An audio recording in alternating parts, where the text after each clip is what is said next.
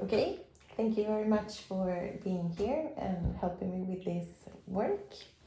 So, the purpose of this interview is to understand how the personal selection process is currently made in GUGO, and to identify its main strengths, areas for improvement, and possible gaps related to job profiles, employee performance, and training and development needs.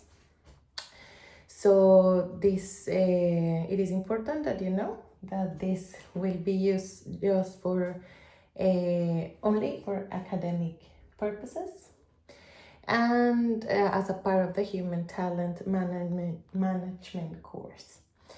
Your answers will help to provide me a better understanding of the company, all the current process and support and development, and some of the improvement actions that I can take in GUGO in the future. The interview is important that you know that follows a semi-structured format, so the questions will serve as a guide, but we can also explore in more detail some topics if you consider that is relevant. So I agree with. Sounds good. Let's go. Okay. So the first question is, how will you currently describe the personal selection process at the company GUGO? So we're trying to find people that has a specific talent for something that we need. So for example, like we create a lot of content, so we want a person that understands content and knows how to create that. So we're more looking for people with specific talents, and like administration, like the everyday day-to-day work, we try to solve with AI or try to find tech solutions to solve that need. So we're more looking for like talent people with in different areas that we need. Okay. So at what point is the need to hire or bring a new person identified? So I think it comes from that we have a lot of things going on, like we do email marketing, we do social media, we do websites, and I think we feel that we are not experts in all areas. Mm-hmm. So I think we discovered like we get a little bit stuck with our developing and our creation. So I think we feel like we need somebody that has a deeper understanding of this or deeper knowledge, and I think that's when we understand that we need a person. Mm-hmm. Who normally participates in the selection process, and what role does each person play? I think we're a small team, so I think everybody is has are included in some way. I think I am because I'm the CEO, so I make the final decision, or I may be the one that is discovering the need or something like that. But I think because we're a small team, everybody is involved in can have their opinion and their feedback to what we need, I think. Okay. What channels does GUGO use to search for candidates? For example, LinkedIn, Facebook, workshops. I think that the people that we employed so far is more like a word of mouth basis. Contacts. Contacts, exactly. But if speculating that if we would try to find somebody, I think we would maybe use LinkedIn or try to use our contacts, our network in some way, or something like that. Okay. But the mainly, I think, is contacts. Yeah. Which of those channels have worked best for finding people who are a good fit for the company? I think from my point of view, the network or the contact speaks mostly because you're looking for people to fit in a team. So it's The cultural yeah, side. exactly. It's a great value to have somebody that knows the person from before, and so I think yeah, contacts or networking is by far the most best for us. Brilliant. That's good. What type of talent is GUGO currently looking to attract? So we want people that are skilled within a specific niche. So we work with marketing. So of course we're looking for marketing people. So we want an expert in social media. We want an expert in email marketing, an expert in development, design, things like that. Yeah. Yeah, absolutely. And I also think that the future is about the human contact. So we're also looking for people that has that talent of understanding people and how to motivate or how to inspire or how to communicate with humans on a human level and not dig too deep with AI when it comes to that or technology when it comes to that. Okay. Do the current positions at GUGO have formally defined job profiles? No. I think because we're also a small company, so like not everything is maybe as structured as you would see in a bigger company. So I think we're looking at our needs, but we're also looking at the person. Like when somebody is working here, like we want to create a value for both. Like we understand that they are doing a career or they are trying to deepen their knowledge in some way. They also want to get something back from us that is not just money. I believe so. So we're trying to create a role that is helping the company to grow, but it's also helping that individual to grow themselves in terms of deepening their knowledge, in terms of boosting their career in different ways. What characteristics make a candidate attractive to the company beyond their technical experience? So we're looking for team players that understands how to fit into a team. Also people that has like an open mindset, that wants to grow themselves, that want to learn, that are open for feedback. They also want to bring feedback. So I value those skills a lot. So yeah. What elements are usually clear for each position? Duties, responsibilities, competences, objectives, indicators, or expect results?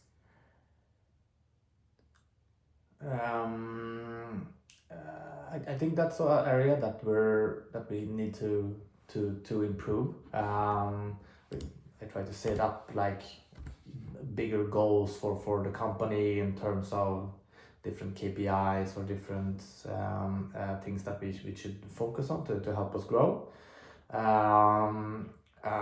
But I would also like to implement on a more personal level. But we are not exactly there at the moment where we want to be, I would say. Which elements of the job profile do you think still need graded clarity or documentation? I think we need like clear job descriptions for everybody. For me, it's important that everybody understands the purpose of what they are doing, that they are not doing tasks to complete the day, that they are doing something that fills a greater purpose. So they also understands what the problem they are solving, why they are doing what they're doing. So they are also more. It's more easy to find solution yourself and not need to ask for help all the time, because you know the goal, or you know the purpose of what you're doing. So but in terms of documentation or more clarity within that, I think we need more of more clear KPIs on a personal level. I think is important, so it's easy to follow up your goals and your purpose, to see if where we're going or what you're doing is going in the right direction, or if I need to evaluate what I'm doing. So I think definitely we need more clarity within that. Okay. How are candidate interviews normally conducted? Usually they start with like it's a network, or it's a contact that we have been recommended for some reason. So it's usually like one of the team members that has the contact that do like a first interview to learn more about the candidate and see what they're thinking and what value they are looking for and what they can bring. And like if we think it sounds interesting, then I usually take a second interview so I also understand the person and get to know the person, and and if everything seems right, we try to finalize the work details. Are interviews carried out using a predefined question guide, or are they handled in a more flexible way? A more flexible way.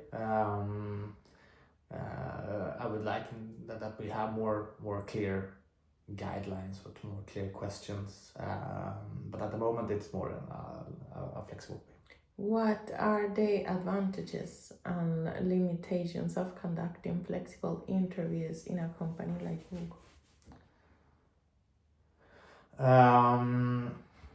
Like I would say that the advantages is that it creates like a very personal connection between the worker and the company, which I like. But in terms of doing more of a structured interview, I think the benefits with that and what we're missing is to go a little bit deeper with the candidate, to understand them more in depth, what is driving them, or how they handle different situations, like so we know that it's a good fit. The flexible way can absolutely help you feel that you do a good fit, but it's not until like there's a problem or something goes wrong or something like that, that's when you know a candidate for real. And I would like to test that maybe already in the interview phase in the future, but at the moment it's more in a flexible way. Okay.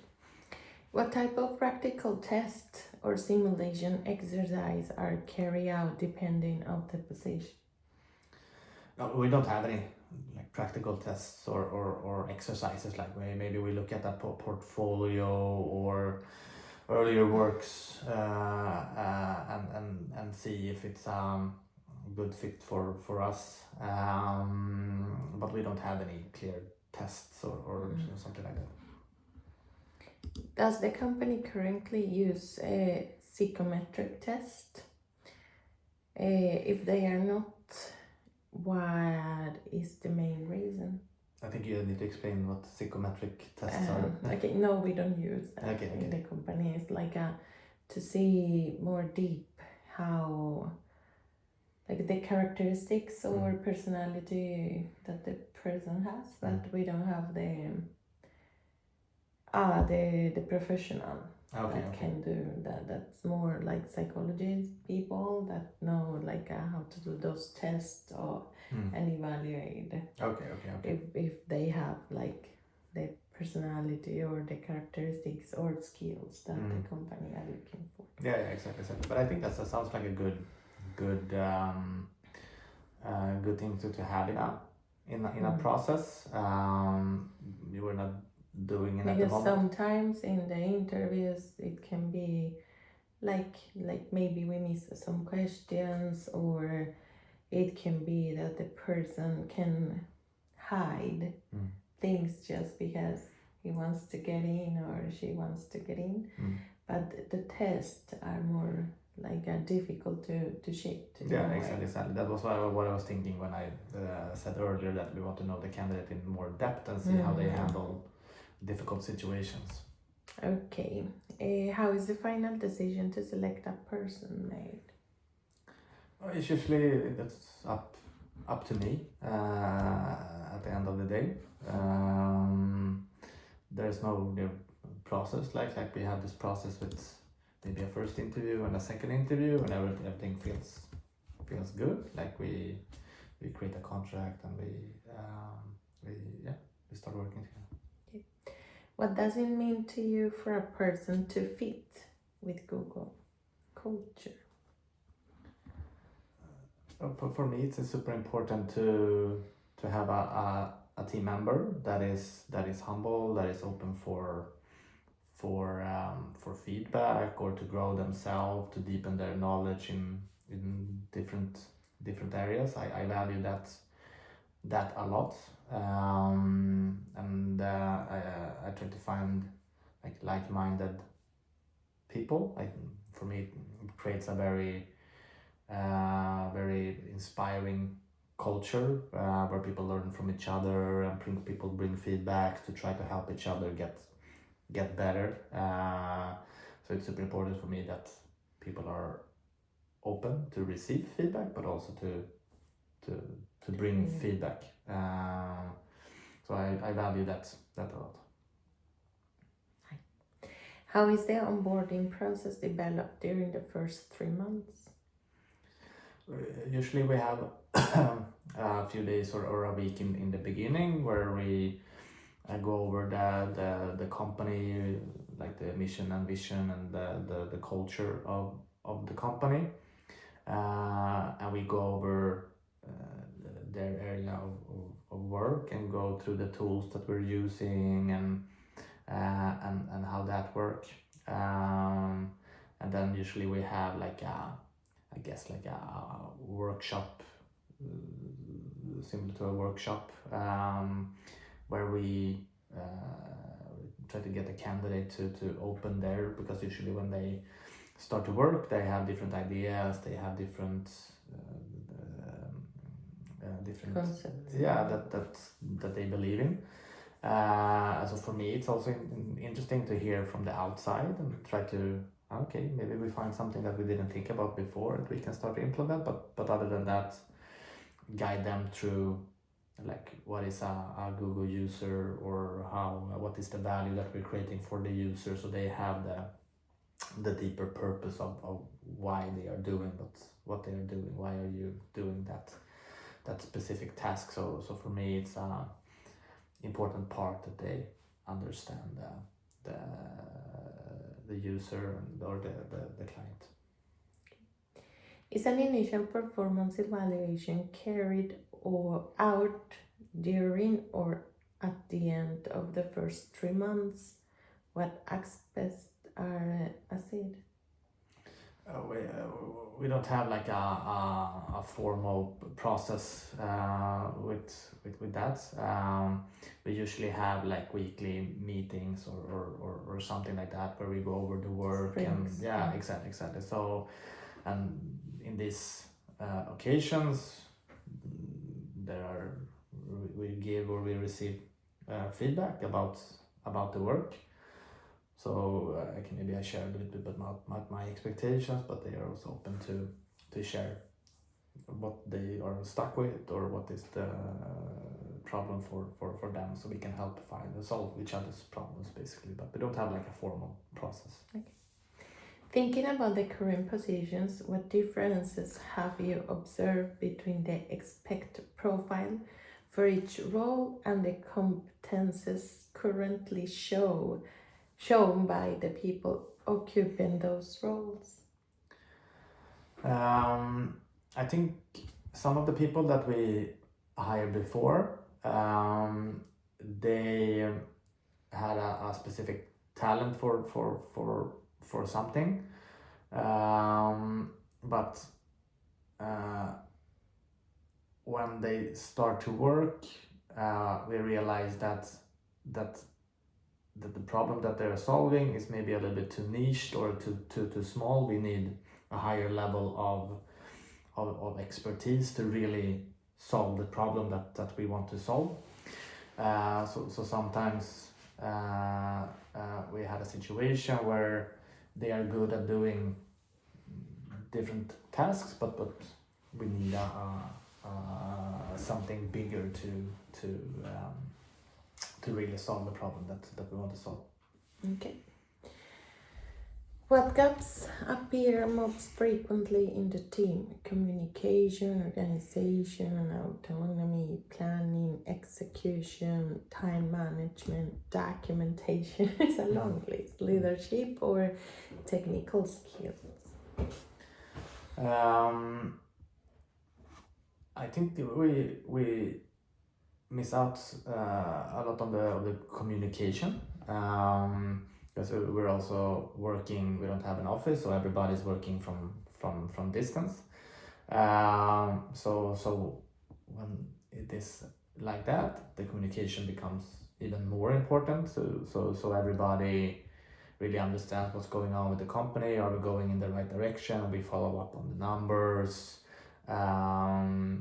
share good stories, bad stories that we can learn from. So I think we're missing out on a lot of that, and I think one of the big reasons is because we don't have an office where everybody can meet, and